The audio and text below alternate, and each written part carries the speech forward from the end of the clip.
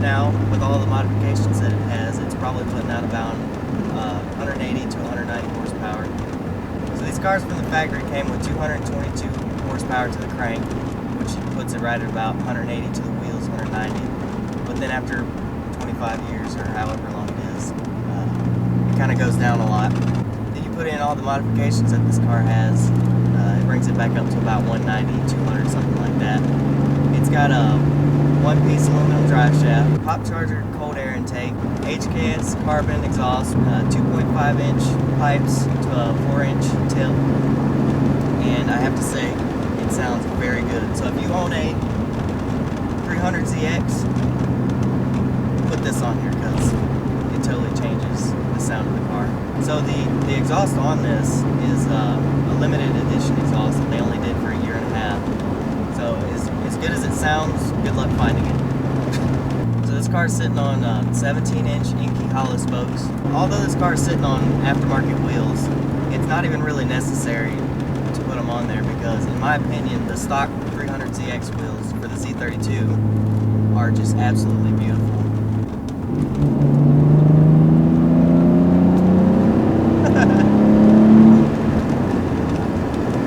That felt really good. This car has T-tops, and it's actually more common to find a 300 with T-tops than it is to find a slick top or a convertible. And coming from the owner of this car, it doesn't matter what anybody tells you about T-tops, they leak. So as far as cosmetic mods go, this car has a still-in lip, and it has 99 J-spec taillights. And let me just tell you,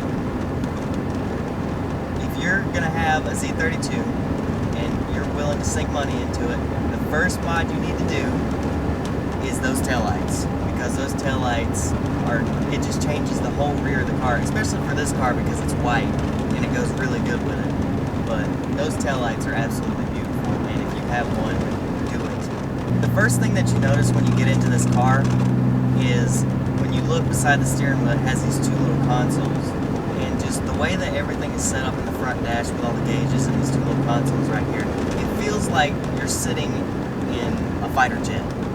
Just all the controls are right here at your exposure. You can look at everything, everything's visible, and it's just a really cool feeling. This car is just like genuinely fun to drive. Like, screw all these new cars. Just go get a 300. That's my advice. Because I mean, it's not a big car. It's a fairly small car. I guess you could consider it like a sports car. It feels really good. You have really good visibility. I don't have any problem seeing anything. I mean, the back window's a little bit small, but you get used to it. Quite possibly one of the best cars that you can get as far as bang for your buck goes for under $5,000. So if you guys watched the 350 video, since these cars are both in the same line, they're both Z cars, there's a lot of differences when it comes to comparing the two. First of which is, in this car, for me personally, the steering wheel is a lot bigger than 350Z steering wheel, and it feels much better to hold, in my personal opinion. The seats are not, in the 350, they're kind of a hard leather. They're not that bad, but would I want to take one in a road trip? Absolutely not. Would I want to take this car on a road trip? Yes, because the seats feel very good. And I think overall this car this might sound dumb, but the car is older, but to me it just feels more solid. There's just something about it, I don't know what it is, it just feels like I have everything's in control, I can see everything, feel everything that I'm doing, and it feels really nice. Not saying that the 350Z is a bad car, I'm just saying that I like this one better. Yeah, this car has stock suspension, and it feels really good going around the corner. This car's already low enough from the factory, but if you put coilovers or something much lower on it, this thing's going to be nothing but planing around the corner, and it feels good. Oh yeah, that was awesome. This car belongs to my friend Michael, and he got this car a few years ago from a guy in Georgia. He had it posted up for sale for about $4,500, and Michael messaged him and he said, "I'll give you $35," and the guy basically said, "Bring me $36 and it's yours." So made the 3.5-hour trip to Georgia, picked it up, and drove it home with absolutely zero problems. Here we are in a 300ZX. Well, after Michael got this car, his dad and his brother loved it so much that they each got their own. His dad's is a 90, but the VIN number actually says it's an 89, so it's one of the first ones that were made.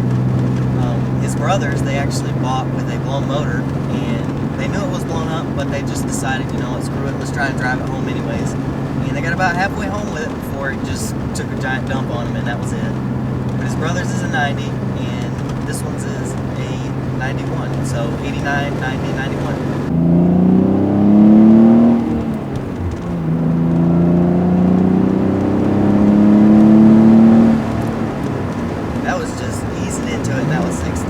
Car gets 18 miles per gallon city and 21 miles per gallon on the highway, which isn't that bad. Pretty much anything over 12 miles per gallon is good for me because I drive a classic car with a V8. Like if you want a car that you can just go have fun on the weekends or even daily drive it if you wanted to, this is the car for you. Braking is very smooth.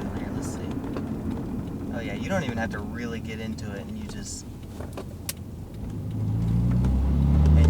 it slows down. These brakes are so good that many 240 owners will take the brakes off of a Z32 and throw them into their 240. That's how good they are. The clutch is stock, but it's one of those clutches where most normal cars, it has an engaging point, and obviously this one does too, but it just feels like the engagement point is the whole process. It's not just one specific point like at the top or at the bottom or right in the middle. It's just all the way through. You can feel it. And I think it just makes it much easier to drive it. It doesn't feel like it's going to stall out on you or anything unless you're going uphill.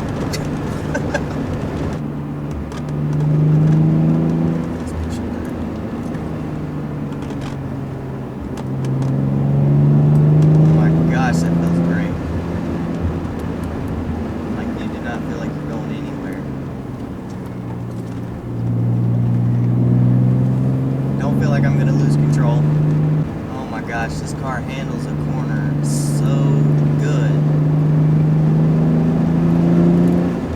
And you don't even really have to get into it. So coming from somebody who has very little experience with driving a stick shift, I feel like somebody who didn't know anything about it could just jump right in this car and have absolutely no problems. Obviously going up a hill is going to be a little bit difficult.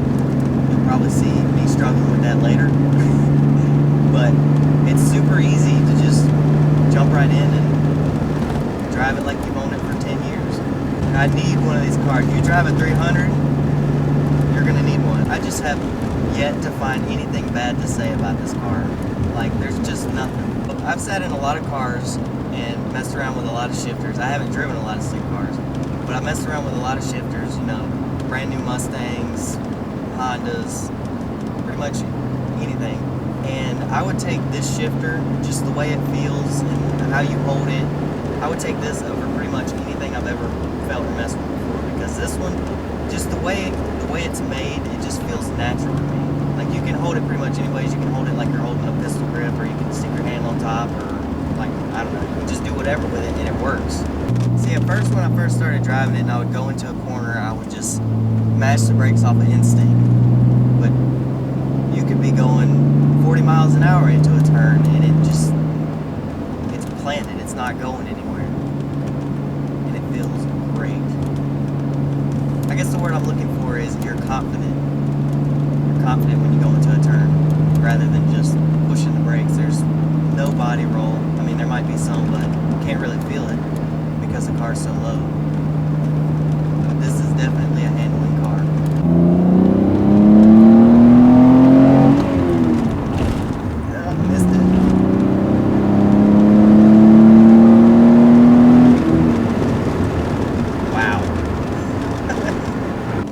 Saying this for about a year now, okay? If I were to ever buy an import, this will be the first one, hands down. Just because I like the way they look, and now that I've driven one, yeah, definitely a 300. Alright, so I want to thank my friend Michael for letting me drive his car today. Links in the description for my social stuff, and I believe he has an Instagram, so that'll be down there too. And yeah, so that's pretty much it. Stay tuned for part 2 whenever we get a chance to do that. And yeah.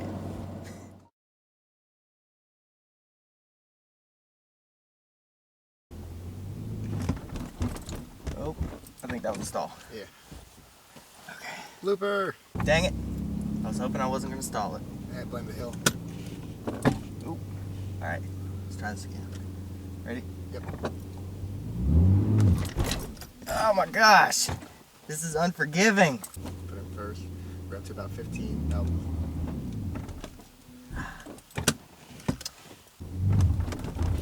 Oh, that was rough. We can add that out, right? Yep. So this car has a pop charger cold air intake, and I already forgot the exhaust. So HKS inch Inkies. I already forgot. Cut. Oh crap. No. This is my worst enemy. Ugh.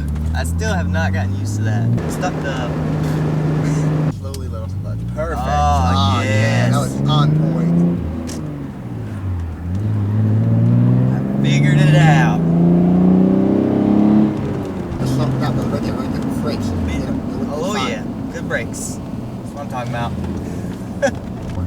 That is why the brakes are awesome in this car. Dude, I love this car.